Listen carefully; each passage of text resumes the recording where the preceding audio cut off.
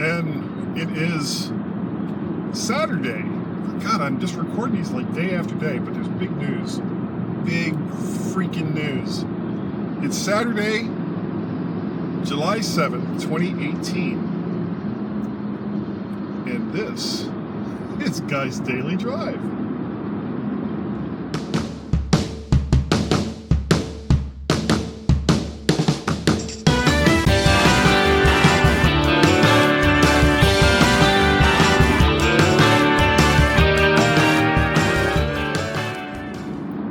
And hello everybody, Guy's Daily Drive. Big freaking news. Well, for me, you might not care. It matters to me. And it matters to Guy's Daily Drive because as of about 4:30 or so this afternoon, 4:30 p.m., which is obvious because it's the afternoon, duh. Guy's Daily Drive will be coming to you from a different location, which means, of course, just in a different car.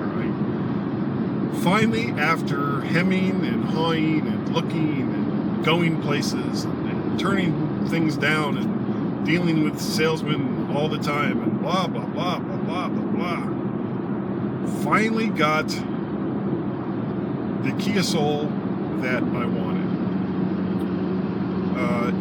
This is a 2016. It's got about 45,000 miles, which is a little higher than I wanted, but it's got all the amenities that I was looking for. Some of them I wasn't even looking for. It's got leather seats, okay, and that wasn't high on my list of things I wanted, but okay, it has leather seats. It's got the good stereo that I was looking for. I still have to change it around a little bit so that I can get CarPlay working on it. Right now, it's got the Kia built-in navigation system, that's okay. It's a little clunky, but as compared to, say, the Infinity that I had when I was in Boise, Idaho, that was a brand new car. It was 2018. Its navigation system, or its radio system, didn't work with Android. It didn't work with iOS. You could connect to it via Bluetooth for things like your music or things along those lines, but it had its own navigation system.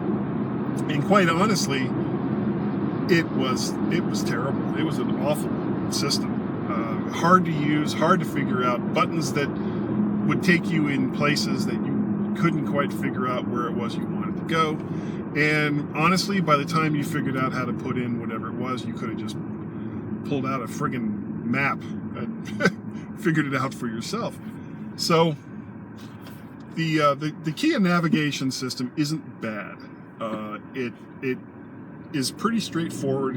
It does kind of what I expected what I expect the navigations should do. It's not, it's not great, which is why I'm looking forward to getting CarPlay on here, and especially once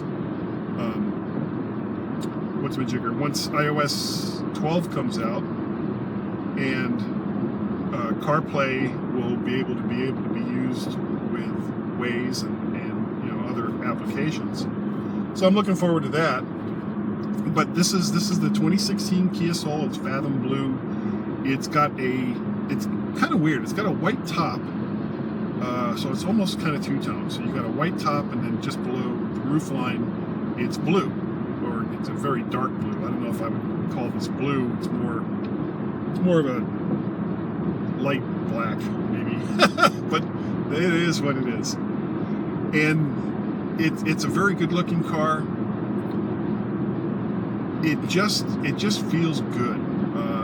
Now I'm 6'6", so you wouldn't think that a car as small as a Kia Soul would be comfortable for someone of my height and weight. I hate to say that.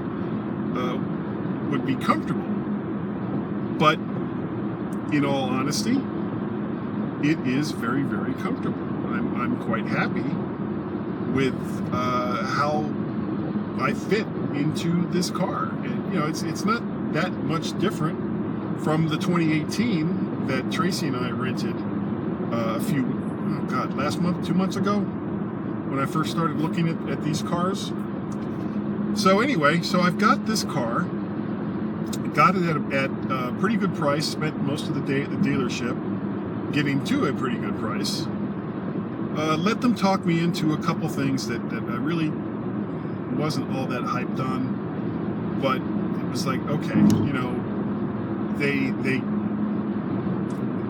I'm not going to even pretend like they lost money on this deal, because they didn't. They totally made money on this deal. Car dealers make money on every single deal that comes out. Anytime they tell you, you're taking money from the mouths of my children and blah blah blah. It's bullshit.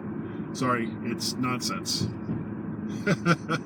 They're making money, and they made money on this car. They're going to make money on the Flex that they gave me. They gave me about $4,500 for the Flex, and that was about as far as they were going to be able to go, as far as they were willing to go.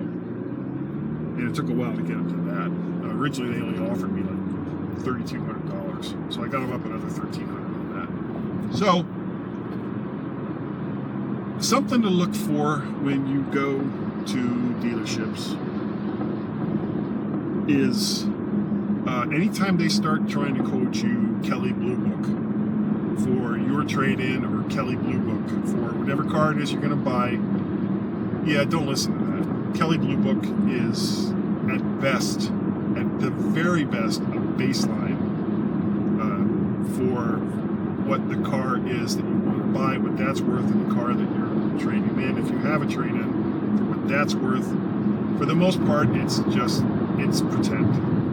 But it gives the dealership something to point to, and a lot of times people just accept that. Oh, okay, well, if Kelley Blue Book says that this car is worth blah blah blah, then it must be worth blah blah blah. But no, they like to pretend that Kelley Blue Book is meaningful. It really is not. Kelley Blue Book doesn't mean squat when you're buying a car. So from now on, or at least for the foreseeable future, I will be recording Guy's Daily Drive from this car. And I'm kind of curious to find out how the audio changes between the Flex and this car. Now, when I'm just going down the road at a constant speed, I can hear it, but just barely. Whereas with the Flex, it just seemed to be a little bit louder. So when I get this video onto the computer, I can make a determination there. The last video I did, I had that lavalier mic, but I haven't had a chance to actually check that video out yet. And with this being the first video that I'm doing in this car, I didn't want to take a chance that the audio would be messed up, so I just went ahead and I'm doing it with just the iPod Touch microphone that's inside there. So anyway, I know I'm all excited. I got a new car. It's not really new, it's used, but it's new for me. And it's going to be much better on gas. And the decision I need to make now, or not right now, but very, very soon, is do I drive this car to Chicago, or do I rent a different car? And I don't know. It just seems stupid that you get a different car that you just paid a lot of money for, relatively a lot of money. Why would you then turn around? The big reason why I wasn't taking the Flex on long trips anymore was because I didn't trust it on a long trip.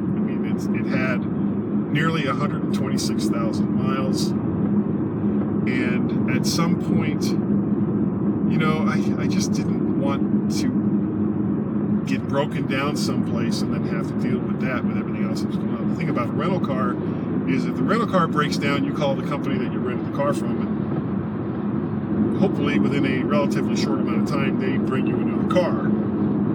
Whereas if you got your own car and it breaks down, well, you got to deal with that. So chances are I'm going to take this car to Chicago, and we'll see how it does on a really long trip, because that is a long trip. So that's pretty much it. Thank you all for tuning in and watching Guy's Daily Drive. You can reach me at guy@mymac.com, probably. I'm on the Twitters as Mac Parrot. And what else? Well, there's also why I'm going to Chicago, which is to go to Macs.Conference and Expo. Use the coupon code MyMac, MYMAC. Get $70 off the regular price of $249, bringing your total cost for the entire conference, 2 days of this conference, to $179. And there's nothing else that you have to pay for once you get inside the doors of the conference. Naturally, your transportation costs and hotel and food outside of the conference, that's on you. That is on you. But everything else related to the conference, your $179 takes care of it all. So again, thank you all for watching Guy's Daily Drive, and I will catch you next time in my new old car.